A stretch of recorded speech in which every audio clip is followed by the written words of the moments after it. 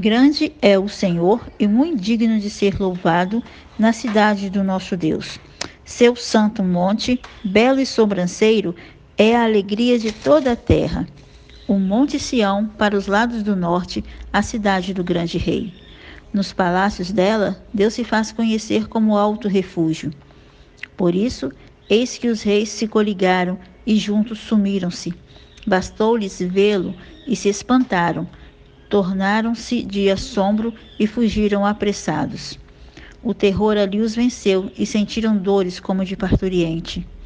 Com vento oriental destruístes as naus de Tarsis. Como temos ouvido dizer, assim o vimos na cidade do Senhor dos Exércitos, na cidade do nosso Deus. Deus a estabelece para sempre. Pensamos, ó Deus, na tua misericórdia, no meio do teu templo.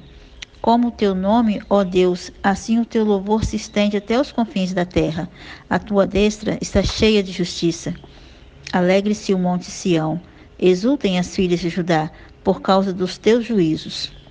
Percorrei a Sião, rodeai-a toda, contai-lhes as torres, notai bem os seus baluartes, observai os seus palácios, para narrardes às gerações vindouras que este é Deus, o nosso Deus para todo sempre.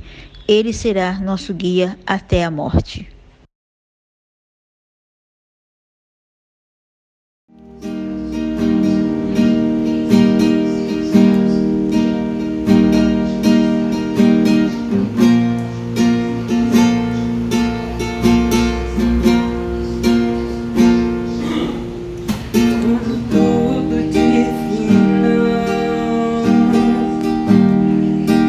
Sua voz me encoraja a prosseguir.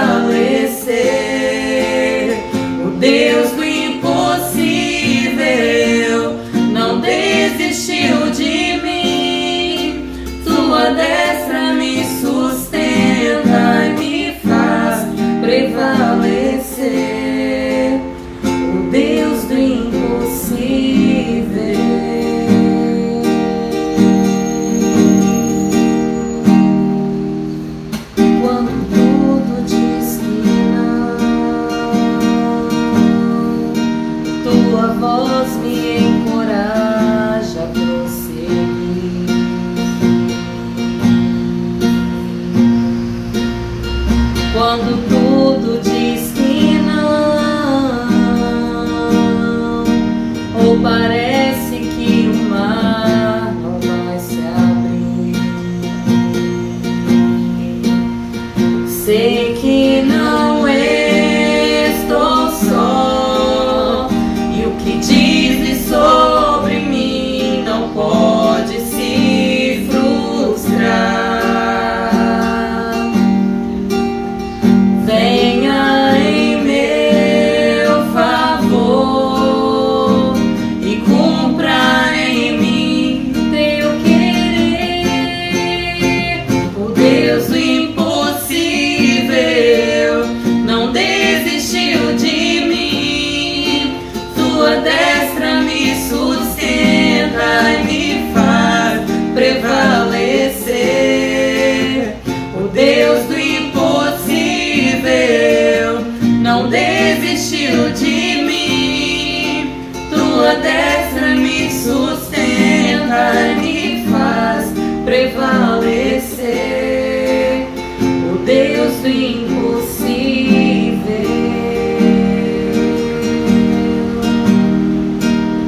O Deus do impossível que me faz prevalecer.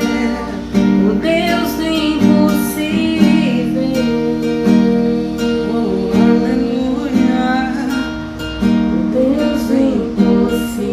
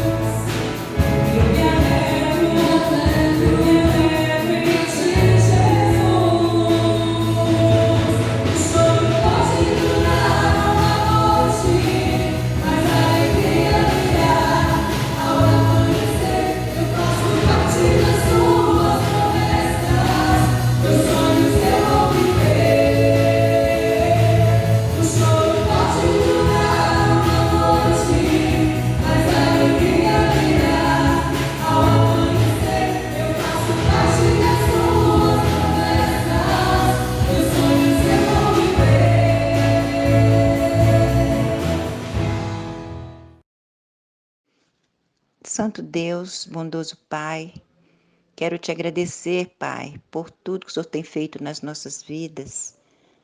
Nós te adoramos, nós te bendizemos. O Senhor é um Deus misericordioso, porque na situação que estamos vivendo, Pai, nós sabemos que a nossa esperança está somente no Senhor.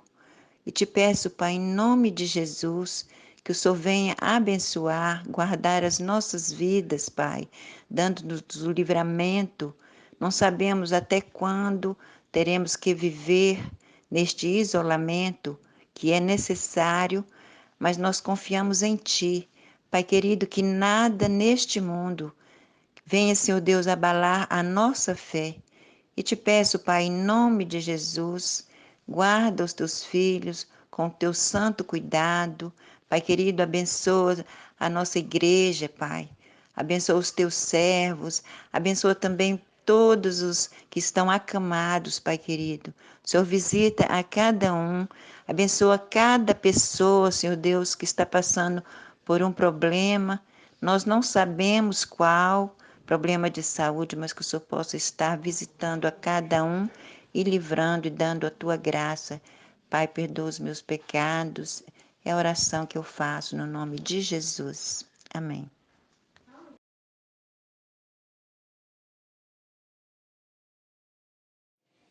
Boa noite, irmãos. Quero saudar a igreja com a maravilhosa graça do nosso Senhor e Salvador Jesus Cristo. Amém? Queridos, nessa noite eu quero conversar com os irmãos sobre maturidade cristã. E para tanto quero fazer uso das palavras do apóstolo Paulo, quando ele escreve as suas epístolas aos Coríntios e também aos Efésios. 1 Coríntios capítulo 14, versículo 20. Assim declara a palavra do Senhor: irmãos, não sejais meninos no juízo. Na malícia, sim, sede crianças. Quanto ao juízo, sede homens amadurecidos. Versículo 14 de Efésios capítulo 4. Para que não sejamos como meninos, agitados de um lado para o outro e levados ao redor por todo vento de doutrina, pela artimanha dos homens, pela astúcia com que induzem ao erro. Que o nosso Deus abençoe a leitura da sua palavra e aplique ao nosso coração. Queridos, pensando nesses dias em isolamento social, eu acredito que está sendo favorável a nós, igreja, para o crescimento espiritual. Nós temos observado os irmãos vendo vários sermões, vários estudos da palavra do Senhor, participando em vários cultos online, enfim. São benefícios que esse isolamento social tem trazido para a igreja do Senhor Jesus. E pensando então no amadurecimento cristão, da vida cristã, é que eu quero conversar com os irmãos nessa noite.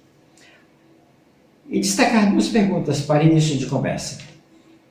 Algum pai, porventura, já passou pela seguinte situação: filho, não faça tal coisa, pois você pode se machucar ou você não será bem sucedido. Ou ainda, por que enfrentamos a resistência dos nossos filhos em escutar nossa orientação quanto às coisas da vida? O texto de 1 Coríntios capítulo 4, versículo 20, na realidade o apóstolo Paulo está trazendo essa palavra: irmãos, não sejais meninos do juízo. Na malícia, sim, sede crianças, quanto ao juízo, sede homens amadurecidos. O apóstolo Paulo, ele está levando a igreja, trazendo a igreja a um problema.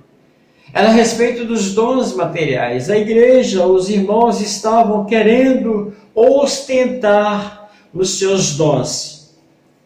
E se nós olharmos o texto que antecede, nós vamos verificar que essa é a realidade. O apóstolo Paulo está falando a respeito dos dons que havia em Coríntios. Essa igreja era agraciada por vários dons. E o apóstolo Paulo tem colocado que os demais dons são superiores aos dons de línguas. De forma que o próprio apóstolo Paulo, ele traz esse pensamento de que preferia falar à igreja 5 palavras do que 1000. Paulo, ele era um poliglota, ele falava em várias outras línguas, latim, hebraico, grego e tantas outras, o aramaico, ele falava outras línguas. Então aqui ele está trazendo à igreja essa discussão para que eles não fossem tão meninos, ostentando assim esse dom de línguas que eles tinham. Paulo, ele fala sobre essa maturidade que os crentes precisavam ter em não escandalizar aos novos da fé, inclusive os visitantes, nós vamos ver que o versículo 1 do capítulo 14, o apóstolo Paulo seguiu o amor e procurar com zelo os dons espirituais, mas principalmente que profetizeis. Esse era o dom que a igreja precisava buscar. Paulo então está corrigindo aqui a questão do uso dos dons de forma inadequada. Ele estava colocando o uso do dom de línguas, estavam colocando o uso de dons de línguas em primeiro lugar, e essa atitude estava escandalizando aqueles que não sabiam falar outras línguas. Paulo chama a atenção dos irmãos para que não pratique essa ostentação. E este versículo, queridos, ele fornece um quadro de razão pela qual o dom de línguas deve ser considerado como inferior ao dom de profecia. Era uma certa infantilidade que levava os crentes coríntios tanto a desejarem exibir os dons espirituais nos cultos públicos por motivo de ostentação, mais ou menos como as crianças fazem com seus brinquedos. Isso fazia da sua igreja um teatro. E isso, sem dúvida, não é um fenômeno incomum. Mas aqui, queridos, ele chama atenção para uma palavra aos irmãos, ele chama como irmãos exatamente não no sentido para ofendê-los, mas sim para buscarem um benefício e orientar os irmãos. E ele tem essa preocupação de não ofender os irmãos com as suas palavras. Por isso, em vários outros lugares, nessa primeira epístola, o apóstolo Paulo considera a igreja chamando de irmãos. Capítulo 1, versículo 10, versículo 26, você vai ver o apóstolo Paulo chamando os irmãos. Capítulo 2, versículo 1. Capítulo 3, versículo 1. Capítulo 10, versículo 1. Capítulo 12, versículo 1. Então, o apóstolo Paulo, ele tenta suavizar a situação para que os irmãos também não fiquem tão aborrecidos com ele. Mas o que implica nessa fraternidade, quando o apóstolo Paulo chama de irmãos? Queridos, implica pelo menos umas 3 ou 4 coisas eu quero trazer para nós. Implica que muitas obrigações morais nos são impostas porque participamos da família divina. Quando o apóstolo Paulo chama a igreja de Corinto como irmãos, assim, irmãos, nós somos irmãos, nós somos filhos de um mesmo pai. Então, há uma obrigação moral para conosco.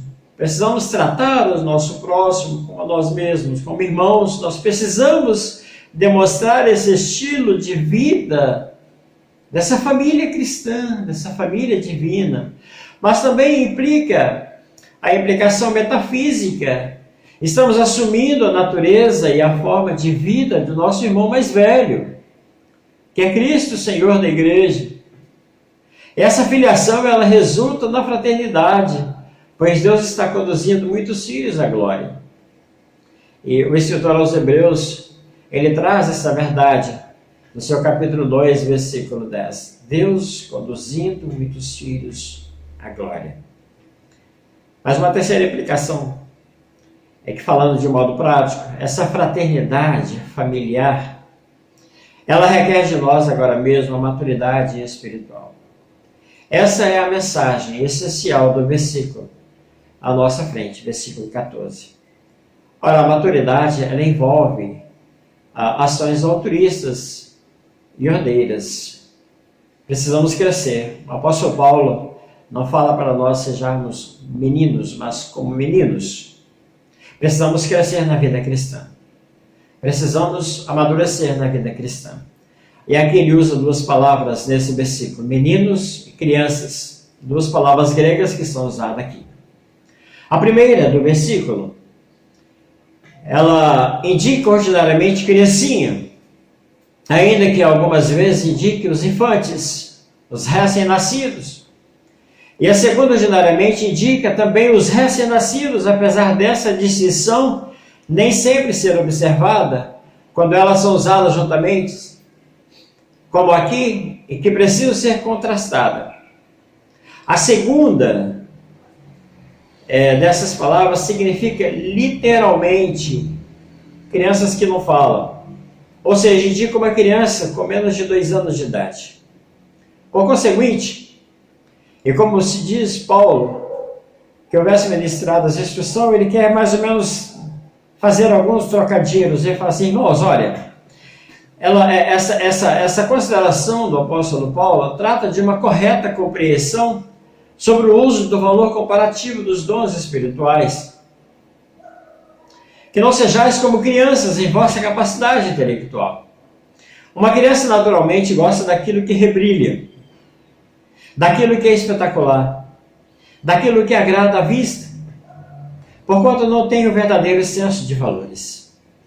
E assim que estáis agindo, com a vossa ênfase exagerada sobre o dom de línguas, ao invés de procurar exercer diligentemente os outros dons, que visam mais a edificação alheia, outros sim, como o bando de crianças tende-vos provocado uns aos outros com inveja, desconsiderando o bem comum de todos. O apóstolo Paulo está chamando a atenção para que não sejamos como crianças que querem ostentar aquilo que é nosso. E aí o apóstolo Paulo diz o seguinte, ora, se continuares a agir assim como criança, então recomendo que passeis a agir como recém-nascidos. Mas aquilo que diz a respeito ao mal, com os ressentimentos, a prática da imoralidade, as deserções, as facções, porquanto as criancinhas, elas são destituídas de malícias, de inveja, e todos os males dessa ordem. Então, o pastor fala assim, eu quero ser criança dessa forma. Se quer ser criança, seja assim. Não sejam imorais. Não tenham dissensões. Não tenham entre vós facções. Não tenham malícias. Não tenham invejas. Porque as crianças, elas não têm essas coisas. Porque as criancinhas, nesse aspecto, elas são inocentes, tanto quanto se pode aplicar esse termo aos seres humanos. Portanto, ser de crianças, mas nesse aspecto, e não em busca de dons espirituais. E na época da Reforma, surgiu um humanista chamado Erasmo de Roterdã, e quanto ao versículo 19, que o apóstolo Paulo vem a falar, que ele prefere, irmãos, dou graças a Deus porque falo em outras línguas mais do que a vós outros. Versículo 18, versículo 19, contudo prefiro falar na igreja 5 palavras do que, com meu entendimento, para instruir outros, a falar 10.000 palavras em outras línguas. Erasmo de Roterdã, esse humanista da época de Lutero, contemporâneo de Lutero, ele faz uma crítica à igreja de sua época, dizendo o seguinte, que no sentido cristão, a nossa igreja é a mesma, tem a mesma semelhança dos coríntios. A igreja não se preocupa muito com a edificação. A igreja usava o latim, a língua, o latim, em seus cultos de adoração. Então Erasmo diz o seguinte, eles entoam em nossas igrejas, nos dias que correm, em idioma desconhecido e nada mais, ao mesmo tempo que ninguém ouve um sermão, em 6 meses, recomendando que os homens corrijam suas vidas. A música eclesiástica, moderna e composta de tal modo que a congregação não pode ouvir distintamente uma única palavra. Erasmo ainda diz que os próprios coristas não compreendem o que cantavam. Sim, queridos, essa era a crítica. Às vezes nós queremos ostentar o nosso dom da igreja e não pensamos na edificação do próximo, pensa em nós mesmos. Por isso o apóstolo Paulo, ele traz essa orientação à igreja de Corinto para que eles não sejam tão crianças, não ostentem, não sejam tão maliciosos. Ele diz que quanto ao juízo, sejam homens amadurecidos. Essa é a terceira classe. Eles iam agindo como crianças. Também poderiam agir como recém-nascidos, no que tange a malícia, a maldade em todas as suas variações. Porquanto o bebê não profere e nem planeja o mal. Mas quanto ao uso dos dons espirituais, Paulo recomendou então a capacidade intelectual plenamente desenvolvida. Então, queridos irmãos, vamos crescer, vamos pensar na edificação do outro e não em nós mesmos. Precisamos pensar no crescimento espiritual dos nossos irmãos. E ainda quero fazer uso do segundo versículo, capítulo 4, versículo 14 de Efésios, para que não mais sejamos como meninos agitados de um lado para outro e levados ao redor por todo o vento de doutrina, pela artimanha dos homens, pela astúcia com que induzem ao erro. Paulo ele trabalha com os irmãos de Éfeso sobre essa maturidade cristã. Quando ele fala de meninos agitados, referindo à maturidade cristã, em outras palavras, o apóstolo nos exorta a não sermos imaturos ou mistários. A palavra meninos, nesse versículo, é traduzida no vocábulo grego, nepioi, que significa também infantes. Criancinhas que ainda não falam, pois tal vocábulo vem da raiz que significa sem fala. A referência do apóstolo é quanto aos ventos de doutrinas, a artimanha que induzem a astúcia dos homens. Paulo nos exorta a seguir a verdade. O apóstolo diz que essa verdade deve ser em amor. João ele vai citar essa verdade. Ou seja, deve haver amor no seguir as Escrituras. Eu quero fazer uso das palavras do apóstolo João, na sua primeira epístola, capítulo 5, no versículo 3, João ele deixa a seguinte palavra: porque este é o amor de Deus, que guardemos os seus mandamentos. Ora, os seus mandamentos não são penosos. Tem que ter amor. É necessário seguir o amor. E a maturidade cristã, então, nós estamos falando, todo esse pano de fundo aí, que é uma virtude necessária para o crescimento da igreja. Então, nessa conclusão, nós queremos dizer que é nós sermos meninos. Na fé com Deus, no comportamento, encarar a vida cristã com obstáculos, é um grande fardo. Nas atitudes, no comportamento. A vida cristã, ela deve ser relacionada ou ser ilustrada como uma árvore. Você planta, essa árvore vai crescer, vai produzir flores e frutos e assim vai alimentar as pessoas. A vida cristã tem que ser assim, um crescimento para alimentar os nossos irmãos. Não sermos maliciosos. O que dizer sobre a palavra malícia? A palavra malícia, que vem do latim malitia, que é um sinônimo feminino, que tem a tendência para o mal, má índole, esperteza, vivacidade, sagacidade, astúcia, manha, brejeirice, marotice. Quando a gente pensa, tem um ar de malícia neste olhar, tem isso, o apóstolo Paulo fala assim, nem no olhar deve ter esse ar de malícia, essa intenção maldosa, satírica, ou fecinina, sente a malícia nas suas palavras. Então o apóstolo Paulo ele fala que esse não ser malicioso, ele abrange todas essas coisas. A pessoa ser satírica, ou ser fecinina. Então essas coisas devem fugir de nós como cristãos. Mas ele diz que nós precisamos ser maduros na fé, ser maduros no caráter, ser maduros no trabalho da igreja, ser maduro com as coisas de Deus, ser maduros na fidelidade a Deus. Então, queridos, são campos que nós precisamos nos amadurecer, especialmente nesses dias. Não vamos ficar medrosos quanto à epidemia, quanto a essa pandemia, quanto à infecção. Vamos confiar em Deus, no nosso caráter, vamos aprimorar dia após dia, no trabalho de Deus, nas coisas de Deus, na fidelidade a Deus, nos dízimos, e seja essa a nossa prática.